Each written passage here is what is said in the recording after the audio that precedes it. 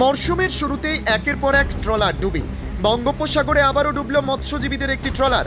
অল্পের জন্য প্রাণ রক্ষা। ট্রলারে থাকা ১৩ জন মৎস্যজীবীকে উদ্ধার করল পাশে থাকা মৎস্যজীবী অন্য দুটো ট্রলার। মৎস্যজীবী সংগঠন সূত্রের খবর, প্রাকৃতিক দুর্যোগে নিষেধাজ্ঞা কাটিয়ে গত শুক্রবার রায়দিঘি ঘাট থেকে ১৩ জন মৎস্যজীবী নিয়ে এফবি ভাই ভাই নামে একটি ট্রলার গভীর সমুদ্রের উদ্দেশ্যে রওনা দেয়। গভীর সমুদ্র থেকে ইলিশ ধরে ফেরার পথে গতকাল দুপুরে জম্মুদ্বীপ থেকে পশ্চিম দক্ষিণ দিক বঙ্গোপসাগরে উত্তাল ঢেউয়ের কবলে পড়ে ট্রলারটির পাটাতন ফেটে যায়। বঙ্গোপসাগরে ডুবতে শুরু করে ট্রলারটি। ট্রলারে থাকা মৎস্যজীবীরা চিৎকার চেঁচামেচি করলে পাশে থাকা অন্য মৎস্যজীবী একটি ট্রলার গিয়ে ডুবন্ত ওই ট্রলারে থাকা ১৩ জন মৎস্যজীবীকে উদ্ধার করে। বঙ্গোপসাগরে একেবারে ডুবে যায় ট্রলারটি। ডুবন্ত ট্রলারটিকে উদ্ধার করে আনার জন্য মৎস্যজীবী সংগঠনের পক্ষ থেকে আরও বেশ কয়েকটি ট্রলারকে পাঠানো হয়েছে।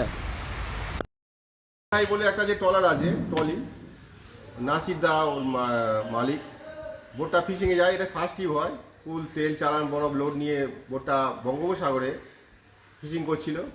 ওই মুহূর্তে যে একটা হোস থাকে, মানে নিচে থেকে ফুটো করে হোস থাকে, হোস পাইপ খুলে গিয়ে বোটটা ডুবে যায়। এবার বোটে ১৩ জন মতো মৎস্যজীবী থাকে, তারা অন্য নৌকায় করে চলে যায়। তুলে নিয়ে রায়দিঘি ঘাটে চলে এসেছে। এই মতো অবস্থা, বোটটা কোনো মতে ফিরিয়ে আনা যায় না, আর প্রচণ্ড রোলিং, যার জন্য বোটটা আর ফিরিয়ে আনা যাচ্ছে না।